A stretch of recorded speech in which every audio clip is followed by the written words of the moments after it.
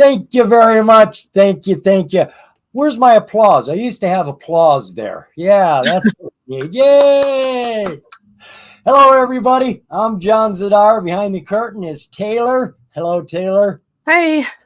Taylor's got her coffee. I got my soda. I love my coffee, but it runs through me way too fast. I can't make it through the show drinking coffee. I've discovered that. You can't see my legs going crazy under the table at the end, but believe me, they are.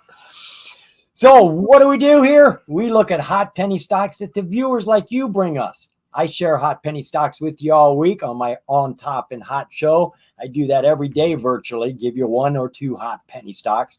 And we do all of this for Penny Boys, my Discord group. This is a group that teaches traders how to trade whatever it is you're trading. Tokens, crypto, blue chip stocks, OTC, penny stocks, gambling. The list goes on and on. We got lots of coaches over there, lots of free chat, lots of free information and alerts, and a lot of paid for, depending on what you want to know. I've been there 2 years, and I love it. So we have got a list of tickers already. We normally look at 8 in this show. The show normally lasts about an hour and a half, a little bit more here lately.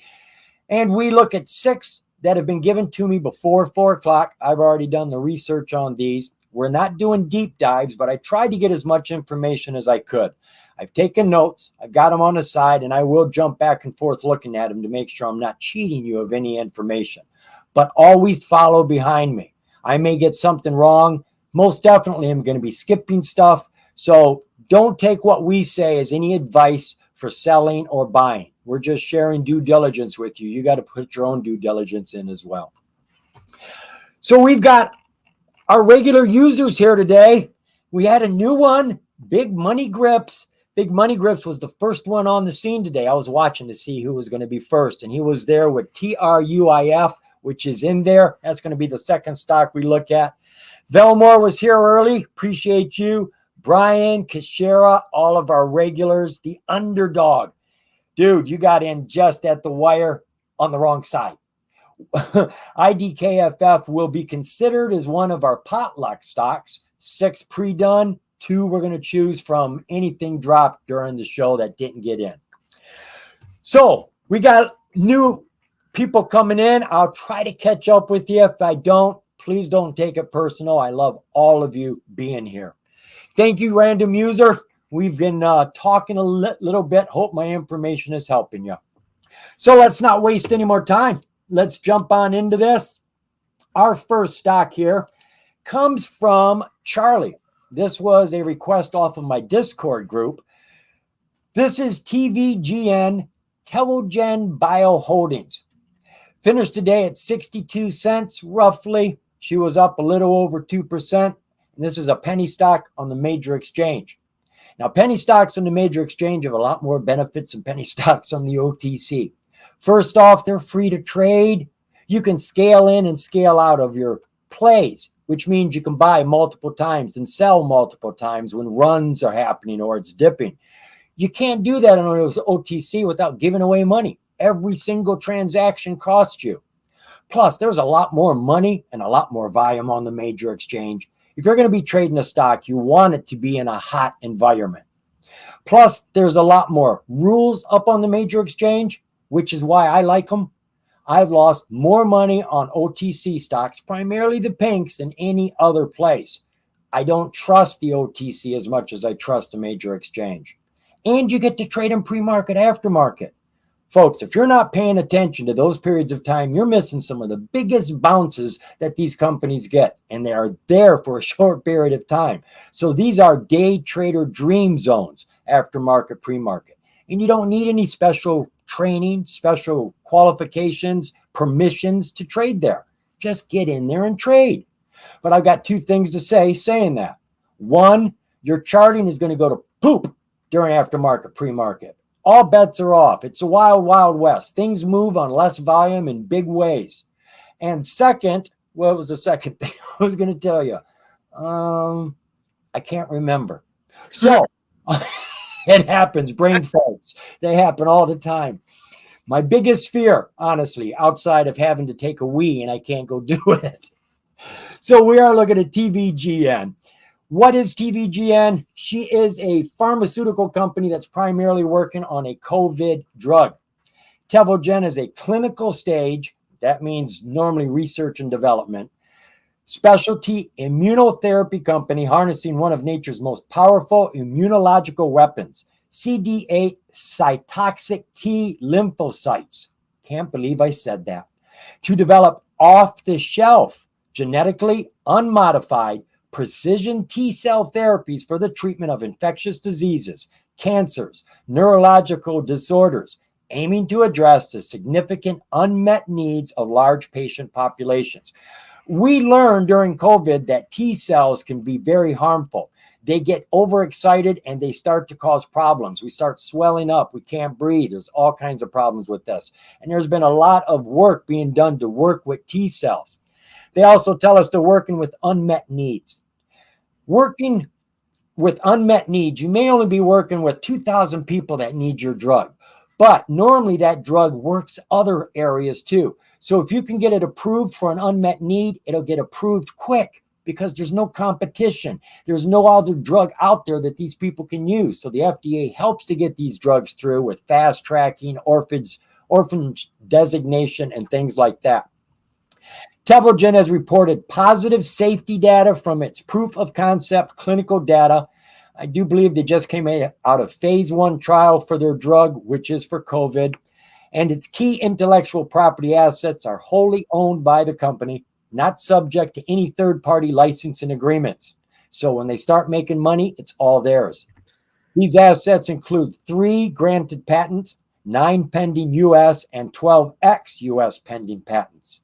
I guess that means other countries, and 2 of which are related to artificial intelligence. So looking at the news, we've gone back here to June 11th. The company entered into an agreement for up to $50 million of financing to advance the research and development, clinical development efforts. So they got people backing them up to get this drug through there. And phase 1 is the beginning, folks. That phase 1 takes about a year. It's just to see if it's safe, if it won't kill you. Phase 2 is to see if your drug works for what you say it does. That can take 3 years, easy. And then you got to pit it up against competitors. The more time it takes. Normally it takes 5 years with just your normal number of competitors, and it can take less if there's no competitors. So we're looking at still many years to go down the road for this drug to be approved. It was in the middle of June of this year. They are getting ready to join the Russell 3000. I haven't dove into that. I don't know when it's supposed to happen. Maybe the next time the Russell turns around, they pull companies out, add new companies. They do that on a regular, timely basis. Tevogen Bio files to sell 42 million shares and plans to offer shares and warrants for holders. Again, I haven't dove into this, but this is 42 million shares that will be added to the outstanding share count. Now, normally when they give you a number like this, it's not 42 million shares.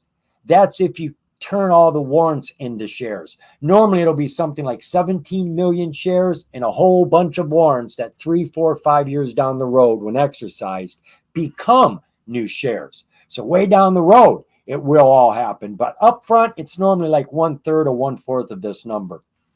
They tell us they did have positive phase 1 clinical trial results for their TVGN 489.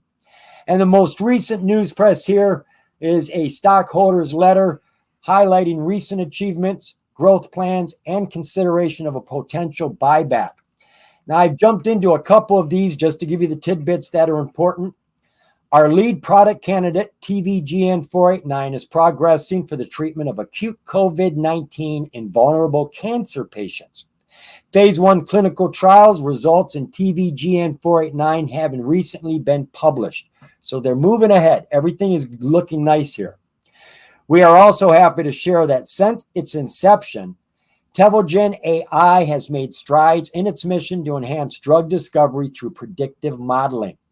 Now, I haven't found a lot of information here, but they've obviously put their AI to work, and that's in computing.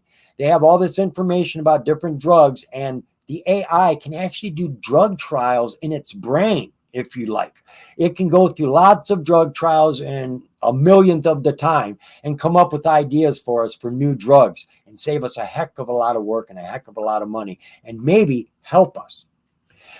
They also tell us that they are working to make stockholder value. They are considering options such as a potential share repurchase. That's all the information, just a little bit of tease.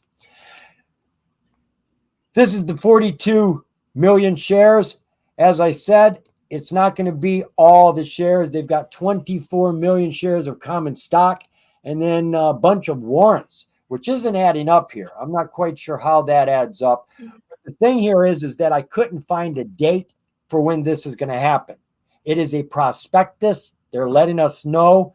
So there's not a date. It's going to happen. But when they put these out, you can almost normally count on it to happen. The other piece of information here is that they've been notified by the NASDAQ. Their price is under $1. It's been under $1 for too long. They have until December 11th of this year to get that price up over $1. But that's not right. It's not the company that does it. It's us, the investors. We have bid it up over $1 for 10 consecutive days, close over $1, and then we're out of hot water. If we dip back under $1 for too long, we just start the whole process all over again. If we fail to bid this up over $1, the company only has one of two options: to let themselves be kicked down to the OTC, which we ain't going to dig, or do a reverse stock split. We ain't going to dig that either. So the best thing to do is to get this price up. What was the relative volume for the company today? It's up. She jumped from 270,000 shares to 382,000 shares. It looks like about a 50% increase, which is good, but these numbers are definitely under the radar on a major exchange. Share structure for the company. We got about 166 million outstanding shares. No clue what the float is. They don't even tell us what the insiders own. So the best I can tell you for the float won't be any higher than the outstanding share count of 166 million, and it could be considerably less. Market cap for the company, we are approaching 102 million. Financials, they making any money? Nada. On the annual. Quarterlies, nothing coming in. Research and development companies normally don't have anything to sell. They are needing money constantly. They need investors to be coming in, or they've got to be selling more shares to us, selling more warrants to us. They constantly got to keep money coming in. Looking at their balance sheet, they've got 1.3 million in the bank. That's millions, not thousands, because we got to add 3 zeros to any of these numbers on these charts. Total assets for the company is like 3.3 million. Liabilities are darn near 3 times, 9.1 million. So we're holding stockholder deficit here. It's not the company's deficit. It's our deficit, 5.8 million. Going over to the disclosures quickly. We've got a 424B3 here. That was the shares I shared with you there. May be happening, folks. We got an effect right here. An effect is super small. Bingo right there. Notice of effectiveness for the S1. The S1 is normally about shares going on the market. It says they're happening. It's probably happening. Now, normally, in a lot of cases, and I really can't explain it, I don't know everything, folks, believe it or not. When you see an S1 coming out, it is normally a big deal. It means something is happening internally with the company. We've got an S1 that just came out here, so that is something to consider. So that's what we got going on. The company is rising. I see we're still pushing a little bit right here, but I'm moving into Taylor's territory. Go ahead, Taylor. Take it over, hon. Oh, she can't. Yeah, click me on here. I've been given control of the buttons here, folks, so it's up to me now to turn her on and off. I got to turn Taylor on. Can I get it? Yeah. So these are on regular candles, the daily chart. I've got a couple of views here. Just want to show you. The 52-week low was about 40.9 cents. And the 52-week high, surprisingly, without any stock splits or anything, was like over $20. You can see this in this big jump of a candle. It was just a big wick. I'm not sure what happened that day, but that was pretty crazy. So basically, we've got an all-time low we're bouncing off of right now. Yes. So this is what's been happening. That's why the 200 is way up here on the daily chart. It's at like $5.40, even though we're down here at 60 something cents. So let me show you this. This is the 4-hour chart. So you can tell here, it looks like we almost have a cup and handle situation right here. Could be curling up here. I am just trying to you know, these are backwards. We want them to be the other way, but you can tell these two are about to meet. So that's actually a good sign that this could be turning bullish, but it's hard to say because we just hit the all-time low. I mean, literally August 5th. This was earlier this Well, week. again, all those bars have been all-time lows. Right. This was an all-time low, and before that, this was an all-time low. So was Right. this. Well, I there's mean, all nothing these were special all-time about an lows. all-time low unless it gets bounced off of. That's the only Yeah, thing. so it's bounced off of it though, but that was 40.8 cents or something, and now we're up at 61 cents. So that's actually a 50% gain since the all-time low. If you think about it like that, we're up, from the all-time low. But let's see, with the 1 hour chart, we'll go to, whoops, hang on, it's gonna freeze. Of course. There we go. Heikinashis. Okay, so you can see we have like a cup here, and then we have like another one starting here. That's including these after hours and pre-market hours. So this is the 1 hour chart. You can tell we've been hitting this 200 here, Yeah. here. So the 1 hour actually looks like it has a little more a promise. double cup and handle. Kind of, yeah. It's like Pretty a much. papa cup and a baby cup there. I mean, It's really, almost like here's the cup, here's the handle, and then we're coming up. Yeah. So I would be watching right now. It's interesting. It's a very interesting chart. She is at a point of breakout, the 200. If she could make a move, this could be impressive. I just like the chart. yeah, the chart looks a lot better that when you zoom in than it did when it was on the daily chart. Kind of looked like it was just straight downhill. But I remember though the all-time low was just on Monday, so it hasn't been that long. I mean, this could, but it looks like it's breaking out, and it has not reached that low since. So that's good. I mean, it did come all the way up to all of your SMAs are turning up now. All of them are in that biorhythm. So we're following that biorhythm. Yeah, 921, 50, and then this is the 200. So we reached this a few times here.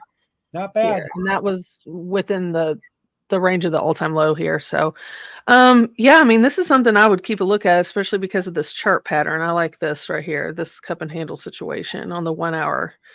I mean, it's pretty clear to me. I don't know if y'all see that, but. Oh, I definitely see it. Yeah. We were looking at a cup and handle on Ron. It was a perfect play. I haven't looked back to see if she popped off of it yet, though. But that's what you do. It's not a guarantee. It's just a probability. In most cases, it does.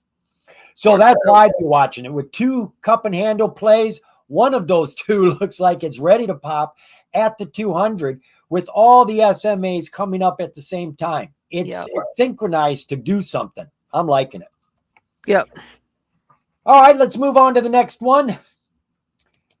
We are now going to take a look at, I got to get over there. I see we got some conversation over there about CTXR. You're right. CTXR, I was just telling Taylor about it. Yeah. The market right now is stifled. There's a lot of good companies with good news that aren't moving. CTXR had a cancer drug approved not too long ago, went for their license to sell it, got disapproved for that. That's coming up on the 16th. Just had news today, I think it was, of their other cancer drug being FDA approved. Just did a merger with Citius Pharmaceuticals a few days ago, and the stock won't go over $1 and stay over $1. Folks, we're talking about 2 cancer drugs here for lymphoma. As far as I'm concerned, cancer drugs are the holy grail of trading. When an FDA gets an approval for a cancer drug, it should have run. And when they get approval to sell it, it should run. So, yeah, I'm dumbfounded by that as well, folks. So our next stock we're taking a closer look at here is TRUIF. This came from Big Money Grips. So TRUIF, True Precious Metals Corporation, is a mining company. Finished today slightly under 2 cents at 1.86 cents. Dropped almost 15% today. She's on the OTC, the better tier, the QB. We do call it the better tier because it's better than the pinks. There's no validated information down on the pinks. On the QB, you've got to be at least a penny to be here. And if you go under a penny for too long, they'll throw you back down to the pink. You're not safe here. Plus, you have to have your financials audited. You got to give us fundamentals. We want to see actual factual numbers from those financials. So this is where the companies start becoming trustworthy, more transparent. Speaking of that, God, look at all the green ticks. Green is good. They got every green tick here you could look for. Verified profile, verified transfer agent. We look for those with the pink because that's the only validated information you get. Independent directors listed here tells you they're serious about uplisting. Now, maybe they just came from the pink to the QB, and that's why it's sitting there. Maybe they want to go to the NASDAQ, which, as I'm thinking about it now, when we look at the financials are 2-year audited financials. Well, normally you only do 2-year audited when you are going up to the major exchange. And I did stumble upon that, and that did stand out to me. We are also penny stock exempt. Even though they are less than 2 cents and they're on the OTC, this is not considered a penny stock in the trading world, believe it or not. And that's because it's proven itself to be reliable. The definition for penny stock exempt means you've been in business for 3 to 5 years, have had revenues or assets of millions of dollars, and you've kept up with your financials, all of your filings. You're doing everything you're supposed to. You're not a startup company. You're not risky. So they pull you out of that category and they just call you penny stock exempt, stamp of approval. So what does this company do? I told you they do mining. True is on a mission to build long-term shareholder value. True is exploring for gold and copper in the highly prospective central Newfoundland gold belt in Canada on its own 100% owned Golden Rose project. That's one of their projects. They've got another project, Cape Ray, which is between 2 other gold mines, right in between. And both those gold mines are pulling gold out of the ground and making money. So they're very confident about that project. True also has an option to acquire up to an aggregate 65% ownership interest in 2 other claim packages. And True is approximately 36% owned by European strategic investor Ormonde Mining. This is on the market, ticker ORM. Now, it wasn't here. It was over here. All right. I wanted to show, where is it? It's down at the bottom. That's where it is. I got to come all the way down here. I had a little mark here. I found this one spot here that shows us different projects. When I go over to their website, it's got a lot of information. We were just there. There's a ton of information there, but there's a lot to go through. I thought they only had 2 projects. Well, it looks to me like they've actually got 4 projects. They mentioned them over here: Golden Rose, Twilight Gold, Stony Lake, and Gander West. So if you want more information, I got this out of their most recent financial. You can probably dive into this. Now, jumping on into that news. The company is like a research and development company for a pharmaceutical, except they're an exploration for mining. They're not making any money. They don't have anything coming out yet. They haven't hit gold yet, but they've had a lot of good test results. They're getting a land. They're setting things up. So again, we're looking at years down the road, maybe months. I don't know. I haven't done a deep dive here, but they're not making revenues right now. But they are out there talking about the opportunity with investors. They've got conferences back here in July, more conferences here. Here in July, at the very end, on the 30th, the company entered into a definitive option agreement with Eldorado Gold. They're getting more property. They have received shareholder approval and approval from the TSX Venture brokers over there in Canada for the Golden Rose option agreement with Eldorado Gold. So things are progressing. They're going in the direction they're supposed to. We're just not making any money yet, which is always a big concern. What is the volume for the company? Okay. Well, all right. It tells me here we've had no volume today. Now, I haven't looked at the chart, so I don't know if she just didn't sell anything today. Nobody bought or sold. That doesn't mean she's off the market. It just means she didn't get any love. And believe me, there are a lot of companies on the OTC that have no shares move in a day. We did, let me refresh this. This is a total count for everything on the OTC, 12,284 companies. We only moved $1.8 billion for the entire OTC market, all the shares sold, accumulated to $1.8 billion, which is chump change. And look at our share volume, 2.9 billion. Before COVID, we were doing 60 to 70 billion shares a day. Now we are barely making it, 2.9 billion. So there are lots of companies that don't get any shares moved. This could be one of them. She's normally doing about 14,500 shares a day as an average over the last 30 days. So she's definitely under the radar. No, I want to look at share structure. We've got about 165 million outstanding shares, which is an average share count. Insiders own just less than 5 million, which means we get all the rest of them for the float, 160 million. Market cap for the company is about 3 million. Financials, as we said, they're not making any money. Research and development, if you will, exploration. Balance sheet. They've got money in the bank, 1.7 million. They've got some assets, 1.8 million. So most of their assets are cash.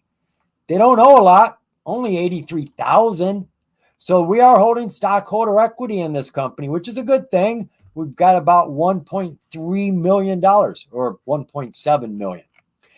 Disclosures, I poked my head in here, but I'm sure I already looked. We've got nothing to actually consider here. So she's a good standing company. I like all of these green ticks over here. That makes me feel safe about it. She's not making any revenues. They are moving forward. They just made another deal, probably got more land. They've got a lot of information about the gold surveys and testings that they've been doing. You can get that off of their website. So the company looks decent. I'm not a mining man. I don't own any mining stocks, not in anything. It's just not my forte. But if it is yours, this company's at least looking decent on the surface. I don't know what you're after, though. Let's look at that chart. I want to see if she did anything today. Oh, right. Yeah, let's look at it. Here. Okay. So I've marked off a few levels. This is the 4-hour chart with Heikin-Ashi candles. So I marked off, this is like the lowest support I could find. This is like at between 004 and 005. You can see we've hit a few times. And then this harder support at 0.011, give or take. You can see it's hit this several times. And then the top is pretty clear at 3 cents exactly. You can see we've hit this. It's kind of just going, it's a cyclical motion pattern. We're just keep hitting this and hitting support or way down here, but it's just kind of in between this. And it's been like that since like the 1st of June. So the last couple months, it's just been kind of going up and down in these levels here. Mainly, I mean, obviously we've had a few like what I see there is she was falling. She stopped falling, broke her trend. Now she's going sideways. Yeah. And she couldn't do much until the 200 got close. So she's been biding time, and now her bounces are getting excited because the 200 is getting close. Yeah, we're hitting that this top level more and more. It seems like this was an old support, this 3 cents, and now it's resistance. So she's looking like she's excited about the 200 getting close, which means she may want to jump on top of it. Yeah, the 1 hour is not too much different. You can tell it's come down more, because it's a shorter time frame, obviously. But now we're near this, so this 200 here. So it's just been, I mean, right now we're pretty much almost exactly in the middle of these two, like it has been. I mean, this is like the 50% mark would be around 2 cents. Just over 2 cents would be like right here. So you can see we've just been kind of just curling right around that. Right here, with the bounces going all the way up to the resistance, with the exception of this tall wick, which was back last August. So I mean, other than that, I mean, it's just, I mean, this back here is without a real catalyst. I don't know if she'll have the oomph. Honestly, this is it. She's going to dip. I think she's going to find another low. I don't think she's going to have enough strength to pull herself up on top of that and start climbing. I just don't see it in the news. I don't see enough catalyst here. I don't either. And there's really, I mean, the volume's just kind of been doing the same thing, up and down, up and down. I mean, with the exception of some of these little runs, but then it comes right back down. I mean, you can tell right here at the end of last year, we came from this support up to the resistance and then right back down, just within like a month. That's about the only play I see is that It's really bounce what ball. it's doing. Yeah. So we come down to this 0.011 area. It could potentially come back up to this resistance, and that's going to be it. But that is, I mean, that's almost a 200% jump from here to here. Oh, yeah. So you come up off the floor, put your Yeah. buy in there, come down off the ceiling, put your sell in there, play that Yeah. as many times as you can until she decides to do something different. Yep. Yeah, but it's no guarantee that it would come down here and bounce right back up. It could come all the way back down to this lower pickup area, which is like around 004 to 005. So look out for that. Right. That's 50% of this lower area. That would be Yeah. a 50% drop. So be careful with that. But this Looks is more all it's like doing. looks more like a long hold than a day trader's play to me. Exactly. I mean, this is the 1 hour chart. You can see what it's been doing. It's just kind of cyclical.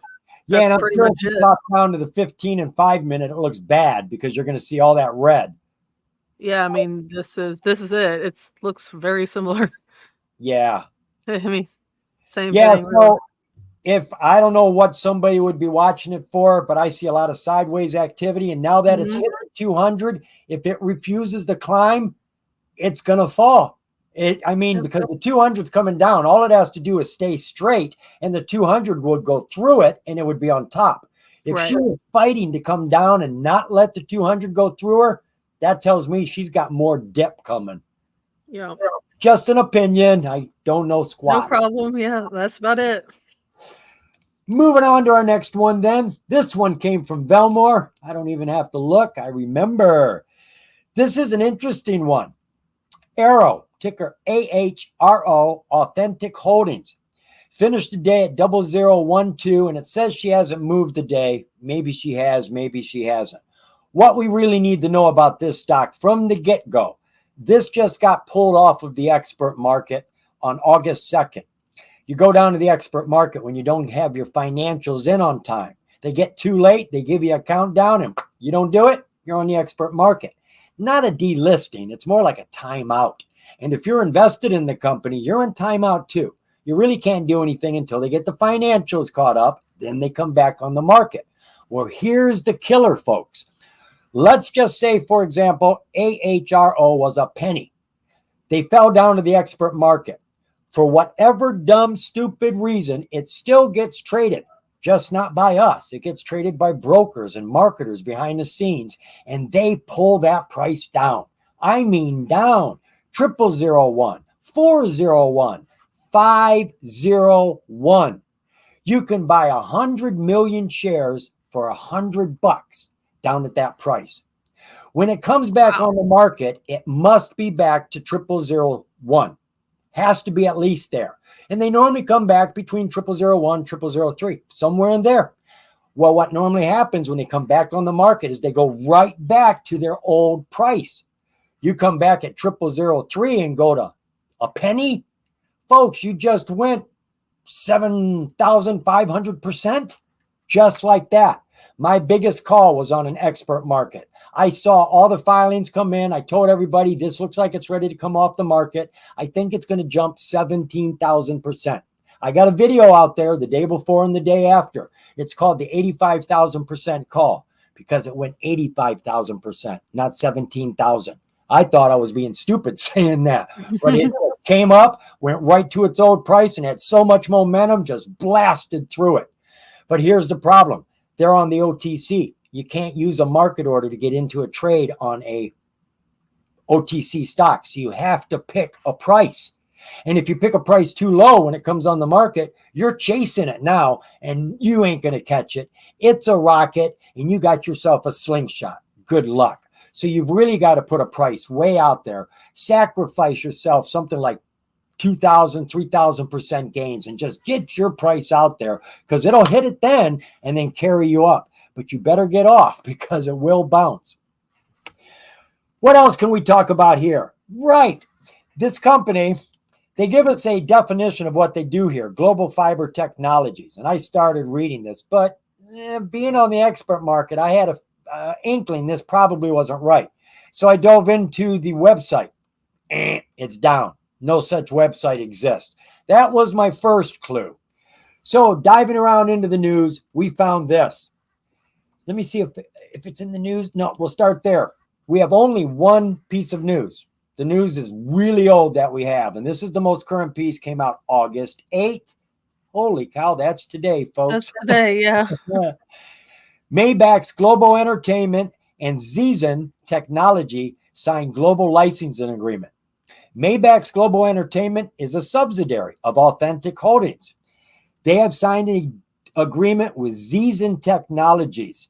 They have signed a license partnership agreement. Whale Echo, Zidar's subsidiary, is the world's leading provider of smart home solutions and services with more than 180 million users of its products worldwide. Zidar's CTV advertising platform, Whale Ads, will be integrated with the iDream CTV app, which belongs to this company. They've got a TV app. At the beginning of the year, they had something like 21 channels, jumped up to 56 channels real quick. I just saw information where they added 20 more channels. That was a couple months ago, so they're probably well over 100 channels. Have over 18 affiliate stations they're working with. I'm sure that's growing. The news I was reading was all a little bit old. So they became this big TV company putting out information, and this company deals with ads. So now they're bringing the two together. Whale Ads will integrate our app with the global top 5 CTV advertising partner network, which includes Roku at 48% of the market, Amazon Fire TV at 28%, Apple TV at 8.5%, with Google Chromecast and Android TV making up the remainder. Zidar recently announced the ability to now watch TikTok on Whale OS 3 powered TVs. This is all a part of them now. Our deal with Zidar and Whale Echo is the first of 2 major contracts we will have with global smart TV partners. We are currently in contract review on our second partnership and expect to be in final contract form in the coming weeks. There's a catalyst for us. Maybach's Global Entertainment has a database of over 34,000 movie and serial program titles. Zidar partners with leading content providers such as Netflix, Prime Video, YouTube, Gobo Play, and DAZN, plus esteemed TV brands like Philips, TCL, and Sharp. By merging with Foxum and Raylix TV, Zidar elevated its expansive growth and reach in the smart TV and streaming market. You see a lot of names being thrown around here. There's a lot of small companies, big companies. They're just expanding and growing fast right now. Now, just to give you a concept, they're doing more than media, more than TV. They tell us here on June 20th, 2023, the company closed a license agreement with Goliath Motion Picture Promotions, where the company acquired the licensing rights to various full-length motion pictures and serial television shows for a period of 10 years. The company plans to tokenize all the titles, namely 14,000 plus full-length motion pictures and serial television shows. The company has also developed non-fungible token platform to hold 80 million music NFTs. Now, folks, there's a lot of information in this. I think this is the 42B3 or it's the financial. We'll check here in a minute. Like I said, they've got a lot of deals that they have been making with a lot of TV channels, a lot of companies, NFTs. There's a lot going on with them. So I would keep my eye on this company, especially since they just came on the expert market. Everybody else is going to be watching them right now. We've all got an excuse to put our eyeballs on them. Relative volume exploded. Now, I don't know how long they were on the expert market, so this average may have no validation whatsoever. This is over the last 30 days. It says they've been doing an average of 10.2 million. I'm going to bet they've been on the expert market for more than 30 days. Today, they did about 60 million, which would be a huge kick up from that. Share structure for the company? No. Well, not everything can look pretty. We got a ton of shares. 2.2 billion. Insiders own a nice chunk, 41 million, but that ain't squat compared to what we're holding, 2.2 billion. So we've got a huge outstanding float and share count here. We have to worry about a reverse stock split. Anytime you see billions of shares on a cheap stock, you have to worry about that. And we see over and over again stocks to get popular, start running for a couple of days, climbing, closing in on a penny, boom, reverse stock split. And half of them you go, I didn't see no news press. I even went through the filings. I didn't see no filing.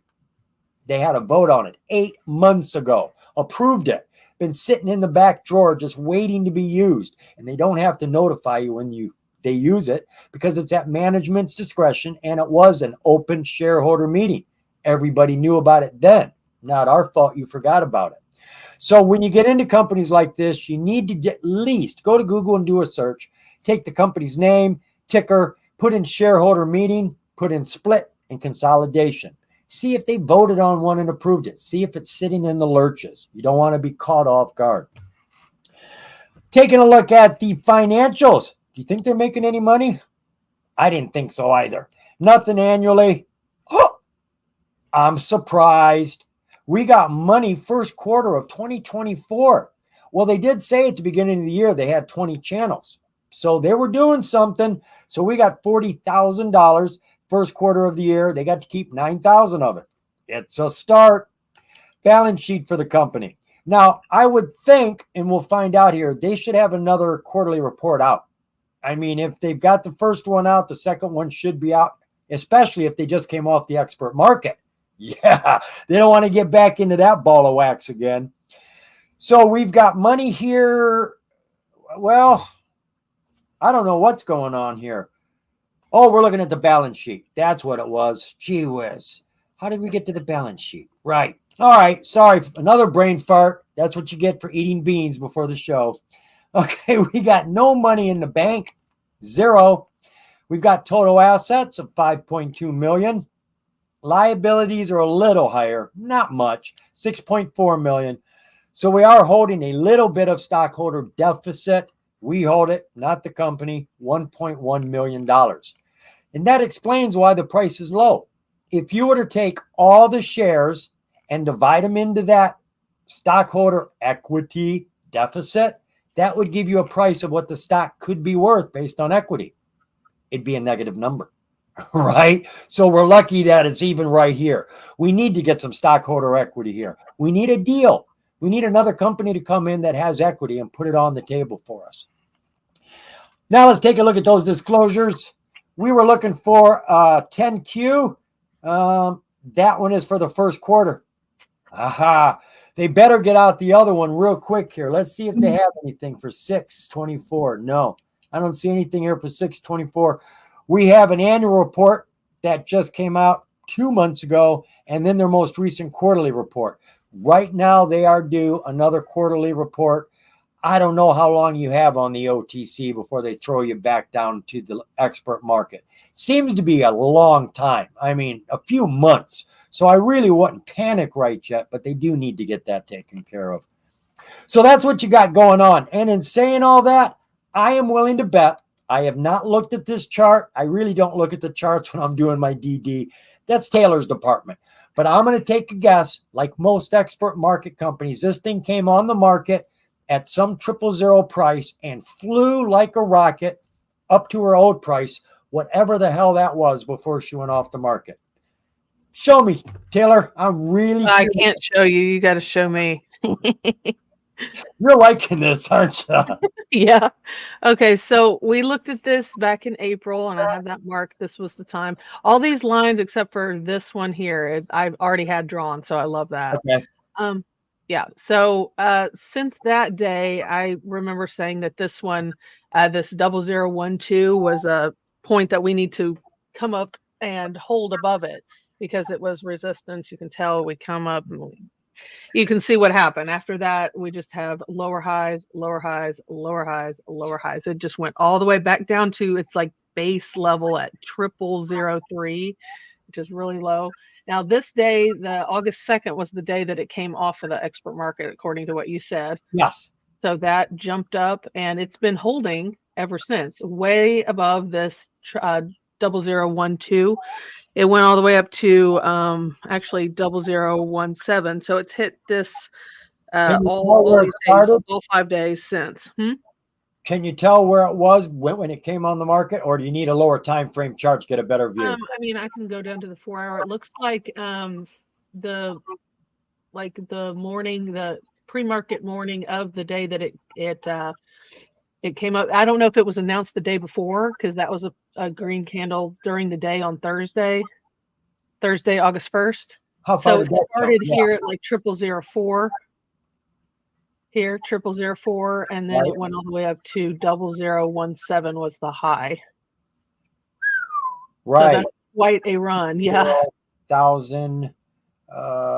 Oh man. Yeah, you're looking, I don't know, it's like 1,500, 1,800%. It was a big run. That's what I'm saying. Oh These yeah. surge right back to their old price. Yeah, here So we go. it's worth watching these expert market companies. Find the companies on the expert market. Go look at their financials. If you see their financials all of a sudden come in, you've got yourself one. Then you got to pick a price for the OTC. You've got to find what their old price is. Figure it's going to come in at a 000. Put in a price somewhere in the double zeros. When that first day there, Taylor, you said on the first she started to jump. How high did she get that first day? So that first day, it went all the way up to 0007 from 0004. So, I mean, some. Okay. So maybe 001 might be a nice number to choose, because it's going to come in at the 000 point and it's going to jump. It's not going to travel. It's going to jump. And That you was want the to day before the announcement. Then the announcement, according to you, was the That's second. probably the marketers making their profits before it went back on the market. Yeah, could have been. And then it did go all the way up to this 001, but it wicked up to 0013. This was looks like pre-market times. So because of this brown area, this was So we couldn't even take advantage of that. That is yeah. brokers and marketers. That's a rob and a half. That makes me mad. Looks like it opened at like 0008 on the that day. And see if I can drop it down a little bit more. It's been holding. You can tell this. This looks pretty nice. Yeah, I was looking at that. It really doesn't look bad. She came back to home and she's gone back with her own business, back to what she was doing. Actually, it looks like this would have been, because this is 8:30 Central, so that's 9:30 Eastern. 0005 all the way up to 001, and then it's just been rising. And it's came up to here several different days. Let's see, Friday. 200 beautifully. All of her bounces come right back to that 200. Yeah, so we're above this now. This is the 15-minute chart. I think it's worth a watch because they've just made a deal. They are growing. They have revenues started. Their next revenues have to come out. And they said they've got a deal they're closing in just a few weeks. So you may want to consider an entry position if that excites you. Of course, go do some more due diligence. There's got to be something somewhere to read. Yeah, and also the volume has volume increased, and has, so you can tell this down here, even on the 15-minute. Oh yeah, the volume came up and it has stayed up. Even the lower ones, like down here, it's still higher than it was previous to their announcement of coming off the expert market. So the volume has increased and has stayed. I mean, it's gone down a little bit, but it's still higher than it was before. Yeah, it's more volume. Yeah. Yep, it's been steady volume, which we didn't have before. We had no steady volume. So I think she's looking good. She's in a strong position. She went back to where she belongs. She's actually pushing herself off to the 200 and going sideways above it, not on it.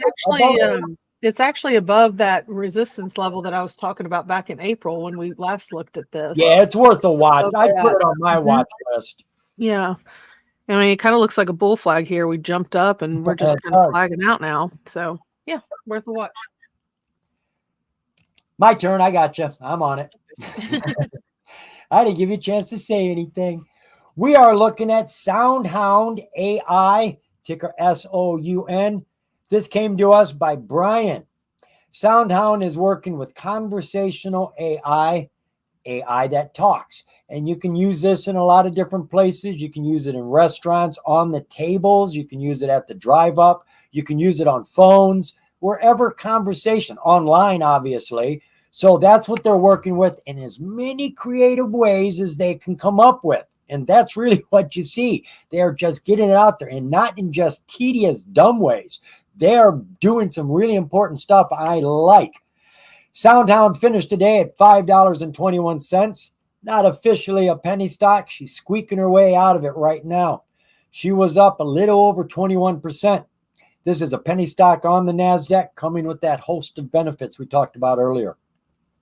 So SoundHound, let's dive into the news. A lot of news here, folks.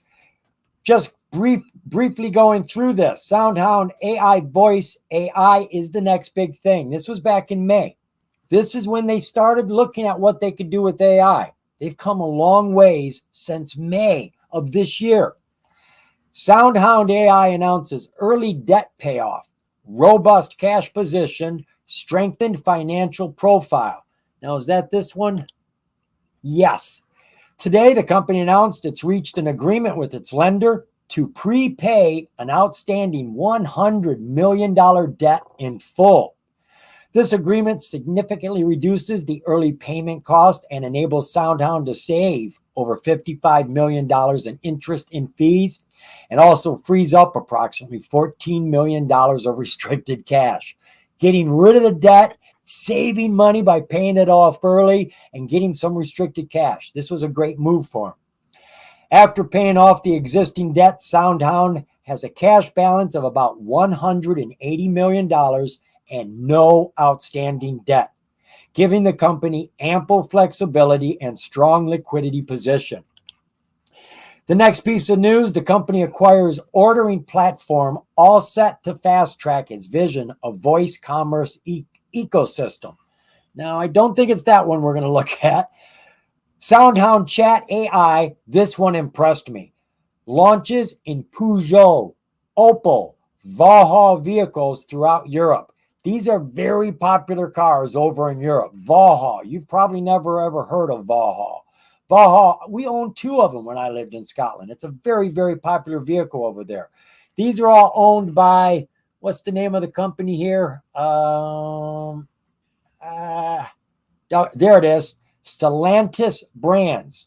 It's the Stellantis cars that we're talking about. They're bringing AI chat inside, and I'm not quite sure what they're doing with it. You may be able to find out diving into these press releases. Beef O'Brady's rolls out SoundHound's advanced voice AI ordering system over the phone. So when you call Beef O'Brady's to make a order for food, you're not talking to a person, you're talking to AI. SoundHound to report 2024 second quarter financial results. That is on August 8th. That's today. It's happening in 7 minutes. You want to be a part of it? You're going to have to leave me. Get the phone number inside the press release. SoundHound Chat AI rolls out into more of the car brands across Europe, from Stellantis, the Alfa Romeo, to Citroën vehicles. And the last piece of news, the company acquires Amelia, significantly expanding its scale and reach in conversational AI across new verticals and hundreds of enterprise brands. So they tell us here that SoundHound Chat AI voice assistant with integrated Chat GPT is now live in production in Peugeot, Opel, Vauxhall vehicle brands across 11 European markets, including Austria, France, Germany, Italy, Spain, and the United Kingdom. By the end of July, the rollout will be expanded to 17 markets in 12 different languages. And the last one here, this deal they made with Amelia. Amelia is dealing with some of the largest multinational enterprise brands, top 15 global banks and Fortune 500 organizations, with combined companies spanning nearly 200 marquee customers.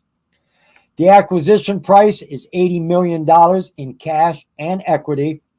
The combined revenue for both companies together for 2025 is expected to exceed $150 million, with Amelia contributing $45 million of reoccurring AI software revenue.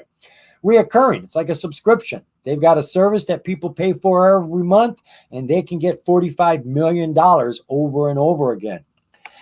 At closing, the combined company holds approximately $160 million of cash and $39 million in debt. That's a pretty good ratio there. So let's take a look at the Relative volume for the company today. We are just about double what she normally does, going from about 27, 28 million up to 56 million. Share structure for Sound. Kind of high, but we're not going to scream about it. Outstanding share count is just under 300 million. No clue what the insiders own. We could dive into the financials. You'll get that information. It's not easy. You'll have to do some math, but then you can subtract it from this number and get your float if you really need to know. We know it's not going to be any higher than 300 million and could be considerably less. Great thing about having all those shares and a nice price is you get a nice market cap. We got $1.3 billion for our market cap for Sound. Financials for Sound. That's pretty. That's perfect. That's what you want to see. Every single year, the revenues have been increasing by 10 million or more, jumping up to 45, 46 million at the end of 2023. And their profit margin is growing right along with them. Off of that 46 million, they got to keep about 35 million. That's a good ratio there too. Take a look at her quarterly reports. Not as pretty. She's doing well. She was growing here every single quarter for a year, pushing up to 17.1 million in a quarter, falling down to 11.5 million in the first quarter of 2024. And of course, they are due a financial right now. It should be out. Take a look at the balance sheet. Wow. Look at all the money in the bank they got. $212 million in the bank. 287 million in assets. Yay! Liabilities are a lot less, 125 million. So we're holding stockholder equity of $155 million. So they're making revenues, they're making profits, they got stockholder equity. They just have a lot of shares. Disclosures for Sound. Right, 8K. You know, I looked at this and I can't remember what it is I saw. Let's see if I wrote it down. I did not. All right, let's see if I remember by diving in. This is the deal. This is the deal we were just reading about with Amelia. Then we've got a whole bunch of Form 4s here. Form 4s are filed whenever the insiders acquire or dispose of the company's stock, which is great information. And we're really looking for when they buy them or sell them, because normally something good or bad is happening. But they can get them in a lot of different ways. This is not a buy or a sell. You can see who's getting them. Up here is who it is, who they are in the company. This is Chief Technical Officer. Right here in the middle, it will tell you if they're buying them, selling them, or what it is. P for purchase, S for sale. Any other letter, it's something else, and I normally don't take concern with it. How many shares and how much they paid. There's a giveaway. If they didn't pay anything, they probably didn't pay for them. And if you're curious, you can normally get some information down here. Explanation or response. These are restricted stock units that they're talking about. So we've got nothing more here to consider.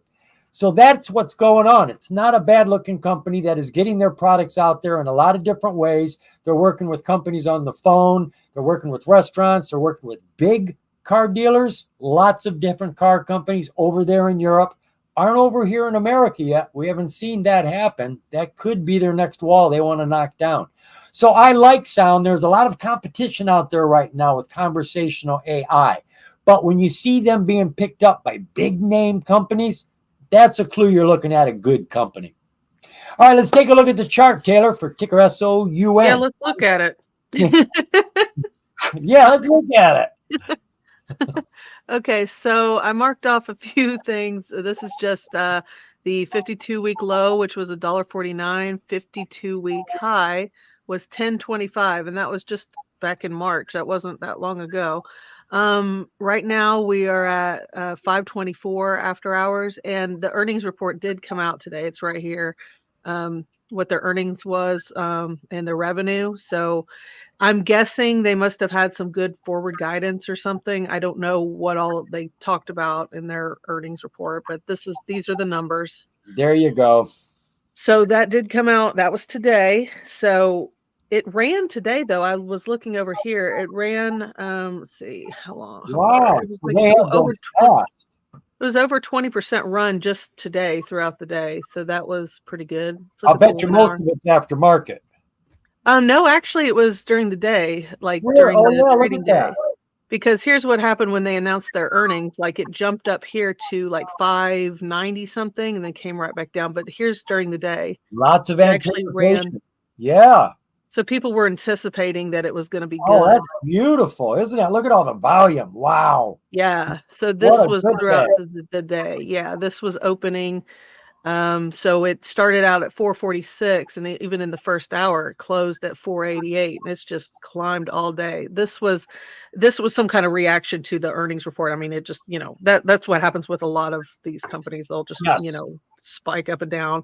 Yeah, and Um, aftermarket, most of your traders are gone, so there's very little opposition. Shorters around. The people that respond to the stock normally are interested in the stock, so you normally see a quick on any news aftermarket in the first half hour. You normally see a blast off if it's good news. May not stay there, but you could have been a part of it if you were around watching the news.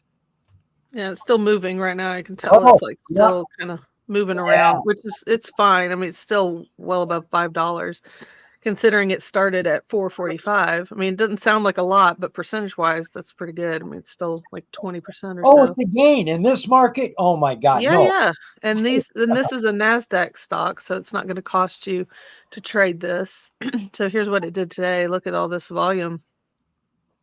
This was nice, like compared to these previous days. I mean, so Yeah, yeah, this is what happened after hours. It's kind of volatile after hours because of this, but yeah, let me go back to the 4 hour and see. So yeah, I don't not sure what they announced back here. Was it, let's see, I guess the most recent high was like 6 something. It's coming kind of come back down and back up. Let's see. Yeah, this was its big run back up here and went all the way up to over $10, which is crazy.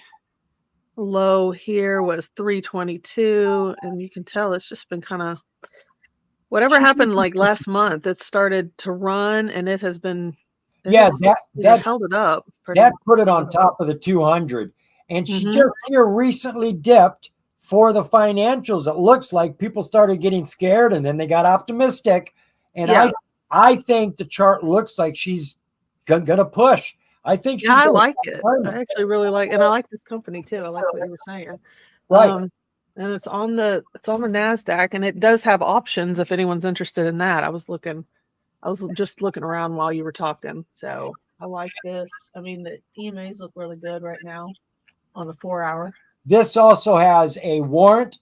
So did Oh, really? TVGN also had a warrant as well. Warrants are penny stocks, folks. And when the stock goes up and has a good day, goes up 20%, bloody hell, the warrants will go up hundreds of percent, sometimes thousands of percent. And you can trade them just like stocks. Don't let the word warrant scare you. They're stocks. So when you see a stock having a good day, see if it has a warrant, if it's on the major exchange. It may have kicked butt that day. I want to see here what this warrant did today. It says it finished at 13%. It's just got a W on the end. If you're looking for the warrant, folks, just throw a W at the end of most of them. That'll normally give it to you. Look at my, there it is. She had a good day too. Mm-hmm.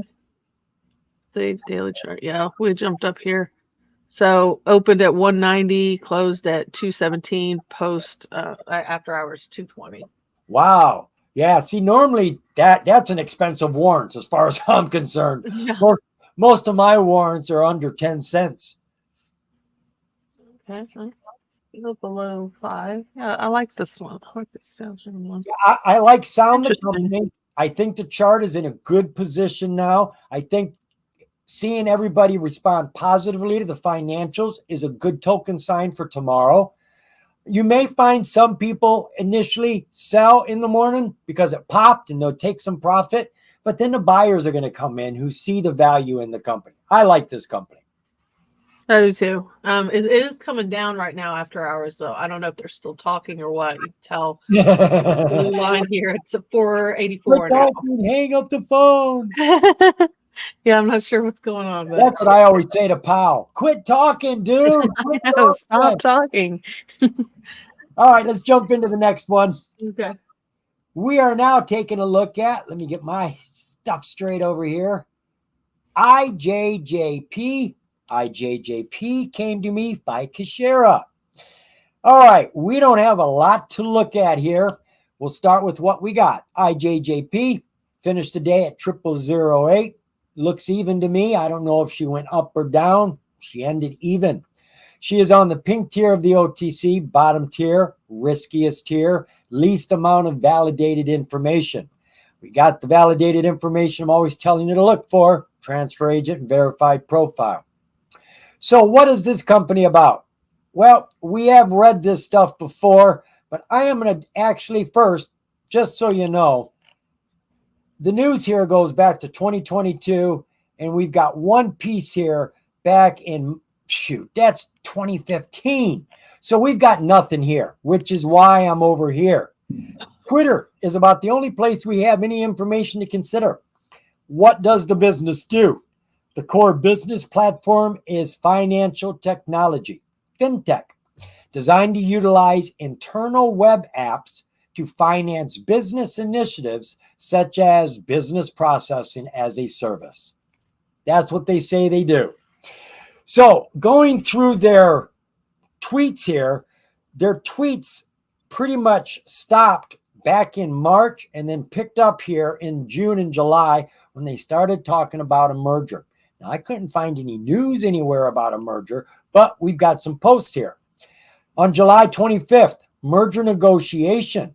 The company is negotiating a merger with Hartsville Hemp Product, LLC, a licensed hemp production and distribution company. The anticipated closing was scheduled for June of this year. It's now scheduled for July 2024. They had to redo it again. They tell us that they are now looking at it being done in August of 2024. The delay was because of a definitive acquisition agreement, a DAA. They've got to put this together for operating budget. It was a complication that was requested, so they're putting that together right now, and that's why they haven't closed the merger yet. Now, they give us more information over at their website, what they were saying. They tell us that the company is negotiating a merger with Hartsville Hemp Product, a licensed hemp production and distribution company. They anticipated it to close in June, then July, now August. The delay is because of that DAA, which requires multiple approvals. The above initiatives will use proceeds to acquire and merge with an eligible OTC QB company. The OTC QB will require EDGAR filings and a 2-year audit. A team has identified potential companies for this purpose. So they're telling us that they want to uplist to the QB. The whole point of this merger, they're getting something in this merger which is going to help them qualify.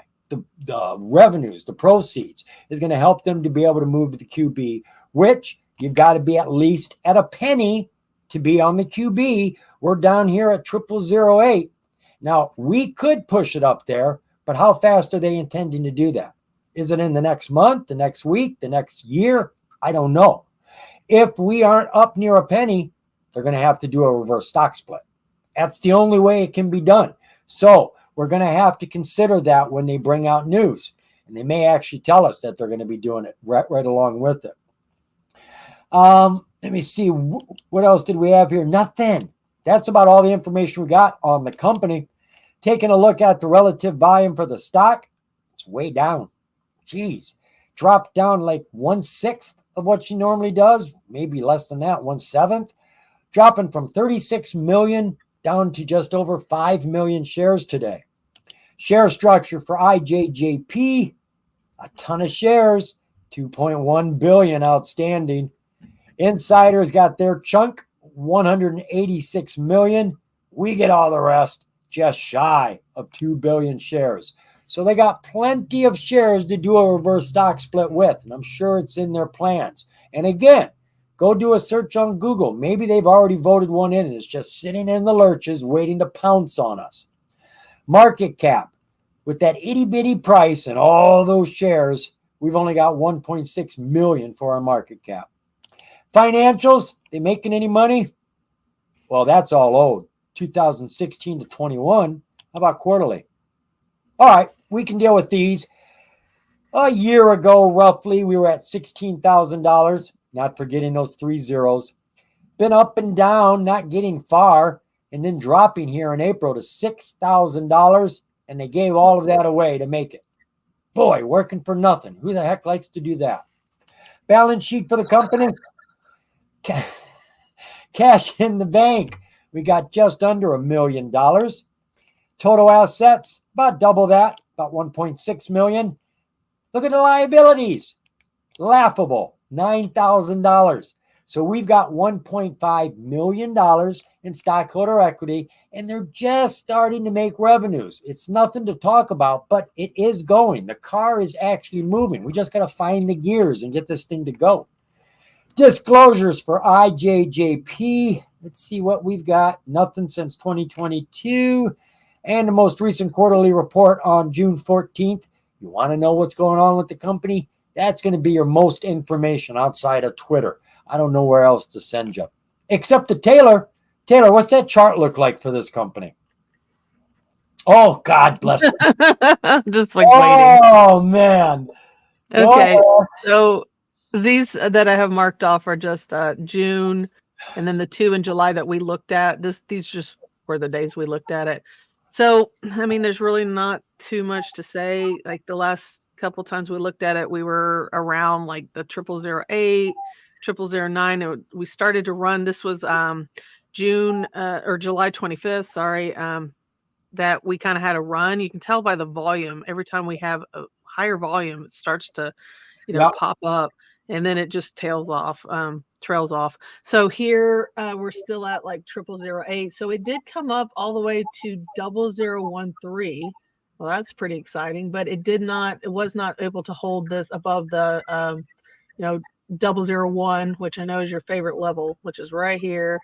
Wasn't able to hold that, but just a few days it came all the way back down to 0006. Now we're at 0008 again. Fully respecting that 50-day SMA. It does. Let's see, I'm trying to think, where was I? Yeah, here we go. This is the 1 hour. You can see all these EMAs are kind of converging. Almost all of them are right around between 0008 and 0009, right around there, and that's where we are right now. So we could easily curl back up, so you can see it more on the 1 hour that it's kind of curling back up here. I'm liking your oscillators. I see that bowl. Everything is rolling up. Right here. Yeah. It looks way better on the 1 hour. That was just the daily and the 4 hour. So let's see what happened on the 15-minute. Doesn't look quite as good. But it's trying to break out. It's got up on top of that 50, now banging its head on the 200. Right here and here. Big bars. Yeah. Yeah, I like that. That's not looking bad. Not looking bad at all. Not too bad. I like this. This is pretty much more clear on the 1 hour. Right there. Looks really good here. Like we can come up here. How exciting the merger is with a hemp company. But the thing is, most of us think of hemp as in smoking it or some tobacco of some sort or a CBD. Hemp is going to explode into plastics, into products, into sheets, coats, blue jeans. Levi's already puts 20% of hemp into a lot of their jeans. So these hemp companies, you may have to take a deeper dive in and see if they are getting away from CBDs and medicines and getting into the industrial side of hemp, which I feel is going to be 10 times bigger than cannabis. Hemp, the industrial side, is going to save us. Do you know we can make plastics with expiration dates? The plastic will break down being made with hemp. You can set a timer on it so it actually breaks down. Yeah, hemp is interesting. Very, very friendly. Use it to make wood for your houses, bricks for your houses, insulation, sunglasses, slippers, flip-flop sheets. Hemp is going to be king one day. What's the cost basis on hemp compared to other things? Is the cost basis on hemp compared to other materials? Cheap. Good. Cheap. That's what I think we had this discussion one time about hemp. Yeah. I like that. Cool. So I do like what the chart is looking. We do have catalysts. We don't have any news presses. If they were to actually put it off in a news press, we just need some volume. Yeah, we More need a people would catalyst to get choose this us. volume pumped up. I don't know why it's not in the news press. Not everybody has a Twitter account. Not everybody looks for news at Twitter. I know it's Yeah. supposed to be for that, but it's used for everything else as well. So there is something going on with this company. It is semi-hot. Thank you. Thank you. We like our hot stocks. Mm-hmm. All right, time is clicking on, and so am I. We got one more here that is already researched. This comes to us, GTVH. This is Golden Triangle Ventures from Jamie Mendez. Thank you, Jamie. This is Golden Triangle Ventures. Finished today at 00. Let's just call it 003. Close enough. Dropped about 5.5%. Also on the pink tier of the OTC. Got her validated information, looking as good as she can look. So Golden Triangle Ventures. She's an American company working out of Las Vegas. They are a multifaceted consulting company. That is one of the things they do is consulting, but they are also pursuing ventures in the health and entertainment technology industries with an array of companies and services that provide synergistic benefits to these divisions. And as I said, they deal with consultancy. Now, I've dove over here to their website, goldentrianglesinc.com, breaking it down just a little bit more for their health service. The company currently does business in the medical PPE, personal protective equipment, rubber gloves, face masks, all that stuff. They're still doing that, as well as industrial hemp, as well as the CBD side of hemp. The company has a vision to promote, market, and generate sales for a myriad of products. Myriad, I think that's an exaggeration. A myriad is 10,000 times 10,000, which equals a million. I doubt they have a million products. And services, which include a full retail line of high-end, all-natural health, wellness, and beauty products. Now, this is the one I see them really putting their efforts into. Lavish Entertainment is a wholly owned subsidiary of Golden Triangle Ventures and is operating under its entertainment division, currently conducting business out of Las Vegas, with a vision of becoming a nationally recognized in the concert production sector. Lavish Entertainment is currently developing a flagship entertainment complex called Destino Ranch, which intends to become an ideal outdoor music festival venue, immersive art installation, tourist attraction, and world-renowned destination center. They're trying to make something here. The company recently secured a purchase agreement to acquire nearly 70 acres of prime and improved land for its Destino Ranch project, which is strategically located in Arizona. Now, jumping into that news, we have gone back here to May of this year. The company announces letter of intent to acquire shipping and logistics operation. Now, did I dive into this? I did, but it's not that one I want to look at. We've got lots of news about this. They are really focusing in. I mean, they're doing hemp. They focused in on entertainment, which they're putting a lot of energy into. They are now expanding into trucking and logistics, and they are really pushing in on that, as you're going to see in the news. Golden Triangle Ventures announces strategic agreement with T&K Zaro to strengthen capital structure and drive shareholder value. Now, they finally complete this deal June 4th. The news just keeps going on. Golden Triangle Ventures proudly announces the successful completion of its acquisition of Cargo Management Group, a reputable, long-standing shipping, logistics, and trucking operation from TK Zaro LLC. Cargo Management Group reported nearly $3 million worth of revenue in 2023, brings with it a robust portfolio of contracts with industry leaders such as J.B. Hunt, C.H. Robinson, Coyote Logistics, and Echo Logistics. Additionally, management has an immediate goal of expanding operations into highly profitable refrigerated cargo and the specialized lanes originating near the company's headquarters in Las Vegas. They're really liking this trucking.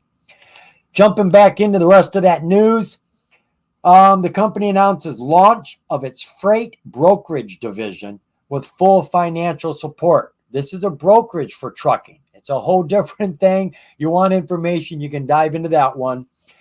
An update on their flagship of Destino Ranch project. They tell us that they're clearing it out. They're pulling out the trees. They are getting all the water set up. You got to have water on your property. That brings the value of the property up, normally double, just bringing water in, getting clean water on the place. So they are making headway there. That came out June 20th. July 11th, the company announces ABI creates legacy and vision for the future. I think I've got that piece of news here. Bingo. Right there. ABI, which is a fully owned subsidiary of GTV. ABI's commitment to excellence and innovation is showcased in projects developed for multiple NFL Super Bowls, San Diego and New York Comic Con, EDC and Camp EDC, and a whole bunch of other places. ABI offers an all-in-one approach, making it a preferred partner for large-scale productions with a comprehensive suite of services, including event organization, management, production, logistics. All of these concerts and stuff, there's a lot of equipment that has to be brought in. They need trucks for this. That is part of the synergies of their different businesses coming together. Site planning and permit consultating, construction, contracting, custom design, and fabrication. Now, the company announced that they also have a plan to do a stock buyback. The company has completed the acquisition of Cargo Management Group, a multifaceted logistic and trucking operation. Through this initial acquisition, management has agreed to use 10% of the profits from its logistics business to buy back and retire GTVH stock. So this sounds like an ongoing thing. They're going to take 10% of the profits from the business, not the deal, the business, going on and on. I don't know how much they're making. They did $3 million last year, so that would have been $300,000 with the shares they had bought last year, right? So that's maybe what we should be considering here too. We're going to be getting shareholder value as time goes on. Did I get all my news? Let me make sure here. They had a lot of it. Yes, we did. All right, let's take a look at the relative volume for the company today. Ouch. God, dropped more than 2/3 her normal volume, going from over 36 million down to roughly 12 million. That'd be 1/3 exactly. Share structure, another company with a ton of shares, 1.2 billion. Insiders own only 20 million. We get 1.2 billion of them. Again, same warning, folks, billions of shares in a very cheap stock. Be watching out for a reverse stock split. Do a search on Google. See if they've already had a vote. One sitting in the lurches. Market cap for the company, we're just under 4 million. Disclosures. I'm sure I went through them. Nope, couldn't. They don't have any. How do you not have any disclosures? Well, that's what you get being on a pink. You're not forced to do disclosures, just financials. So there you go, folks. Golden Triangle Ventures has got things going on. Their business is expanding now into logistics and trucking. They just acquired a company, started a new division for logistics brokerage, which is an entirely different thing. This is working with money to help other trucking companies. They are working with media production, building a new facility, which they want to make a world attraction. They're working on that. So there is a lot going on with the company. And let's not forget, they said they're working with industrial hemp. That would be worth some due diligence. See if they're into home building or something. Did you know when you build a house out of hemp, it is constantly, for the life of the house, sucking CO2 out of the air, sucking pollution out of your house? That's what it does forever. Always does it. Why are we using all of these products that put off fumes that we have to pull out of our air? It's stupid. All right, let's take a look at the chart for GTVH. I'm coming. At least this time I remember. I didn't say anything.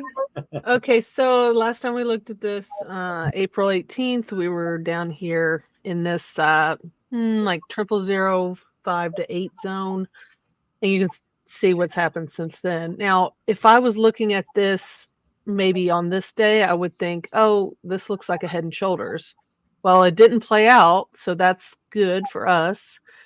I had this level marked off. It must, yeah. So this was from this.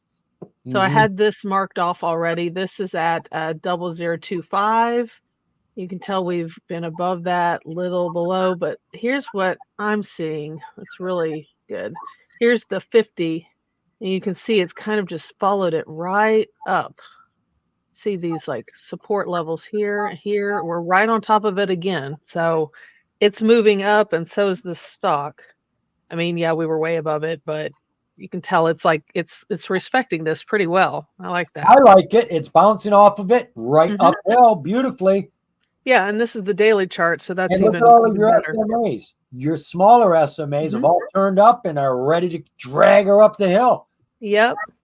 So we'll drop down to the 4-hour. Yeah, look at this. Okay, so this is good. You can tell this did not play out at all. So it didn't come back down. It just, not that I said it would, because we haven't looked at this in a few months. It's been a few months. So now we're kind of like sideways, but we're still holding above, well above this level, this 0025. We're at 0030. Let's see, 1 hour. What we got? Oh, this looks good. Look at all these converging on the 1 hour. Looks pretty good here. I'm liking that. That we're like kind of sideways, but that's okay because it is holding well above that. Came off of that big surge. Think of it as a wave. After a big wave, you got to have some smaller waves to get it down, and then she can get back to normal stuff. That's what it looks like she's done. She's settled down, and now she's ready to get back to business. And things are looking good for the company. There's, I like what we just looked at. I like what we read. So I would keep my eye on this stock. The stock looks like it has promise to it. Whether it's going to surge or not, I don't know about a surge, but she's definitely on an uptrend, which is the start. Yeah, I'd like to see this get above this 0032 like it did here and here. It seems like if it can get above that, we can. Boy, she does have some big moves, though, doesn't she? Hmm? She has a lot of big moves, and right now, yeah, that big one, that was really nice. This one went all the way up to 0077.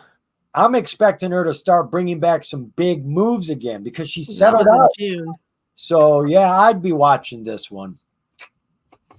All right. When that came back down, it came right back up to this level here, this 0042. So it definitely has the potential. I'd like to see it get above this, maybe reach here again. I like these levels. So that's a strong. Yeah, I'll keep an eye on this one. I like this one. Strong pop. Very nice. All right, that takes care of what we had all set up. Nope, I don't want that. I don't want that. I don't know how to get it. That.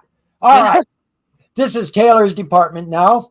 Of all the tickers we could not get to, the ones that there was just too many before 4 o'clock and the ones that got dropped during the show, Taylor has been looking at the charts and she has chosen 2 of those based on their charts.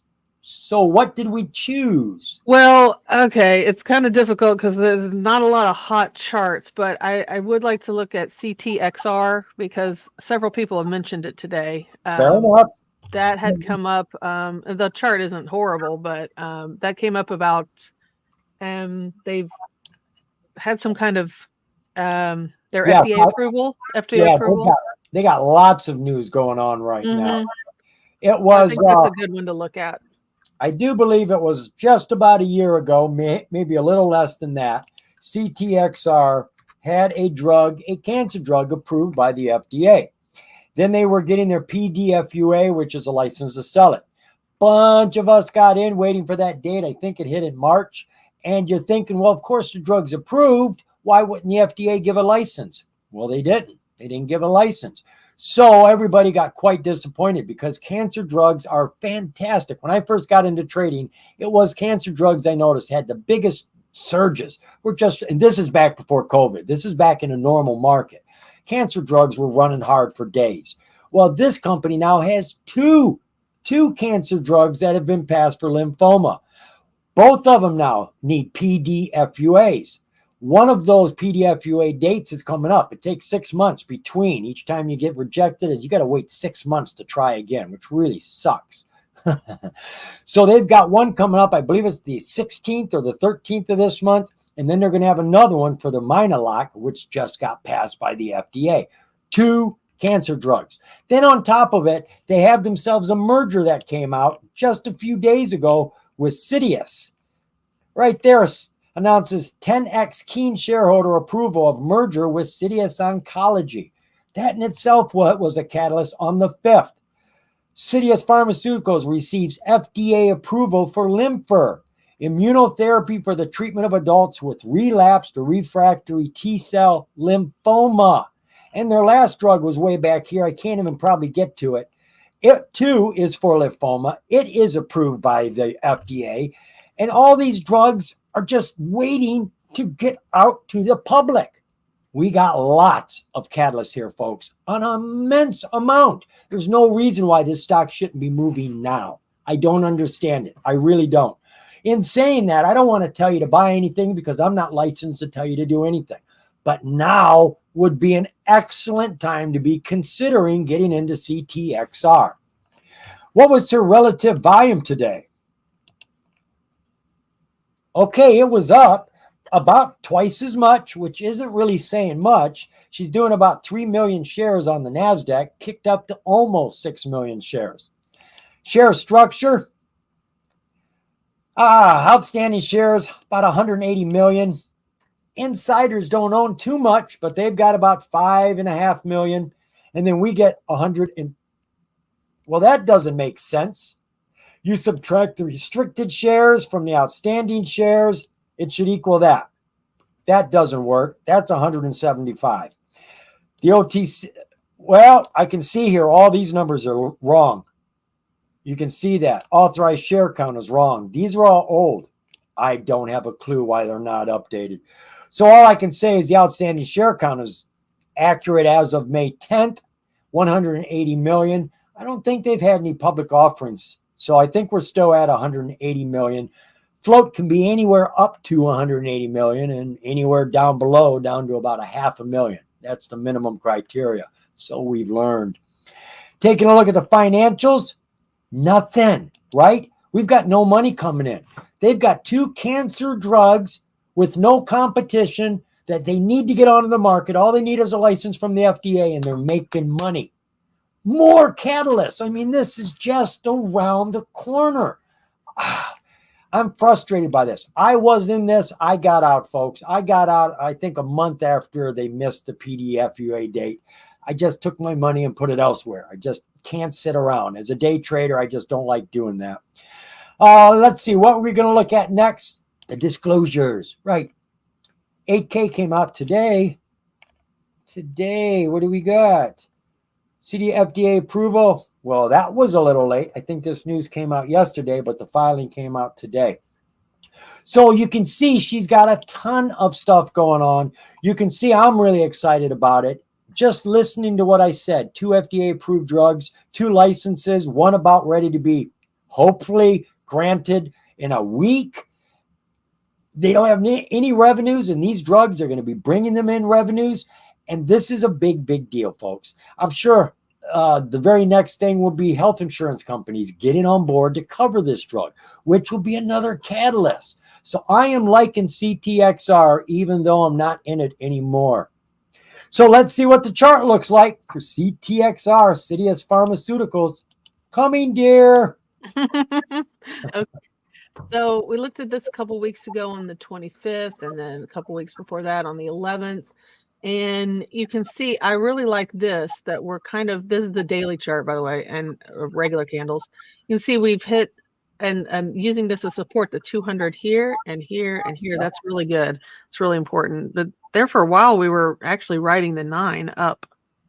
That's pretty good. But this is a really solid support here. That's around like 75 cents, give or take. We're now at around 88 cents. This is the $1 mark, which I believe you said that we need to be over for however many days before they're pulled. I don't know what their announcement was on that, but we're not quite there. We're not really holding above that. So there's that $1 mark. Let's see what happened today. It did have a little more volume today, so that's good, but it didn't really, jump the price up.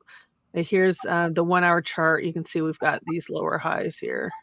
So it's not excellent, but it is holding a little bit, it's holding above this 71 cents. Do you see a reverse stock split on June 9th? Let me see. New. I'm looking at the news and it says they had a 1 in 15 reverse stock split June 9th. And I'm thinking, why are they under $1? I mean, that would have kicked this price up to $15. No, that isn't here. Huh. Also, it says here that they were this is just an approximate date, which is today. My bad. This is 2017. I was going to say, no, it would have shown that. They have an earnings estimate, revenue estimate. Say what? I was saying, always check the date of the news. Before you go reading a big news press, read the little tiny date first. I was going to say, if it was a reverse stock split, I would have definitely seen it on here. The TradingView is really good about the stock splits. They're pretty accurate. They were supposed to announce something today, give or take. This is always an approximate date, but they didn't. They didn't announce any earnings report that I can see. It might come later. It's supposed to be today. I don't know if that was supposed to be pre-market or whatever, but nothing is reported. It's still purple here. So like here they announced something, here they announced something. They did have an announcement today. They had an 8K come out. But that was about the Limfar being approved. We don't have anything about finances here yet. No, they did. They just have an approximate date here, so they might have moved that. I just don't know what it is. So, I mean, it has been coming back down. Place. That big drop down to the 200 with the wick, just the wick, not the full bar. That's the bar stayed up towards that 20-day SMA, and that was today. All the way down. So, yeah, and that was today. That was actually pretty good. I watched this, and actually, I'm thinking of getting back in now. There's just too many catalysts. There's too many of them. So within the next 60 days, this thing should be up. It should be up $3, $4, $5. I really don't know, folks, but we're talking cancer drugs, first revenues. This is the holy grail of trading. You're always looking for phase 3 approval, cancer drugs, first revenues. This is batting it out of the park. Come on, Babe Ruth. So during pre-market hours today, it went up to a little over $1 during pre-market and came right back down to that 75-cent mark. But then, ran a little bit today, but it's still lower than it did pre-market. Pre-market, it seems to move a lot in the pre-market hours, which a lot of them do. Like this one. Yeah, your pharmaceutical companies do move a lot pre-market. Did not mean to do that. Okay, so right now the market sucks. Today was a really bad day to be bringing out good news. The market just did not respond very well to good news today for anybody. Yeah, I'm really surprised that this didn't hold up, especially with that news coming out. It's kind of odd, but I thought it was good to share that news anyway. As the stock is good, I mean, just the chart isn't really reflecting that. In fact, this looks kind of bad, but considering where it was, I mean, it was just in July that we were down here at this 48-cent mark. It looks like the investors are confused because the chart has gotten wonky. It's gotten weird, but maybe they delayed their earnings report. Maybe they're reacting to that, like, hey, why didn't they report anything? I don't know. My brother-in-law is still in this, and I do believe he mentioned something about a delay in filings twice, I think. So that could be it. People get frustrated when you don't follow through. That's all there is to that. Okay. Oh, and your second stock. You know what? I am not sure. We could look at IDKFF. That one was requested. We've looked at that a few times. Or QLGN. Somebody requested that. That had some recent pops. We have like Curl from July. Curl. 2 things from July. KURL did you check out that chart? KURL? No, didn't look at that. Or nope, don't know what that one. KULR. KULR. Oh yeah, cooler. Okay. Yeah. The chart's not looking too hot. Okay. Well, you know what? I tell you what. It's your fault, folks. You didn't bring us a hot chart. Here we are trying to figure out what to show you. We can't even figure out what's hot or not. So I we're must have asked 14 times. I don't know. we're at I can't find any hot 5:39. charts. We're over an hour and a half. We would have jumped into a hot chart. Folks, really, seriously, this is On Top and Hot. We want to share stocks with everybody that are moving, that are looking like they're going to move, that have catalysts. Bringing a chart that doesn't have any activity, a stock that has no news, that's not going to get anybody interested. Even if you're holding it, just because you flash that out there and I talk about it, I don't have that much influence. I don't. People aren't going to jump into it simply because we talked about it here. So if you want to get your hot stocks moving, this is what it's for. People come here to find stocks that are hot, right? I don't just show you stocks that are interesting. So next week, bring us your hot penny stocks. They don't have to be killing it, but they got to have something going for them. A little bit of drool should be coming out of my mouth when I'm done talking about your stock. Just a little. No, not from senility. Thank you, folks, for being here. I should have brought our faces instead of showing all of that.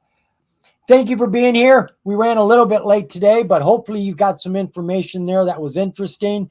Lots of you came in later, and I don't normally get a chance to go through all of this. Luke Farmboy, boy, you're just talking away over there. I appreciate that. Monty, thanks for all of your comments. I like you guys talking over there. Yeah, we had some good chatter today. Fantastic. Me and Taylor, hopefully we'll be here next week. I know I will, but Taylor's always got something that may occur. Hey, I've been making it, okay? There was only that one day. Yeah, but you know what I'm talking about. I do. Yeah, so far so good. Yeah. So we'll be here 4 o'clock next Thursday, Eastern Standard Time. When the market's closing, my door is opening up. So just shuffle on over here. We'll see you then. See you, folks. Bye. Wait a minute. Okay. Bye.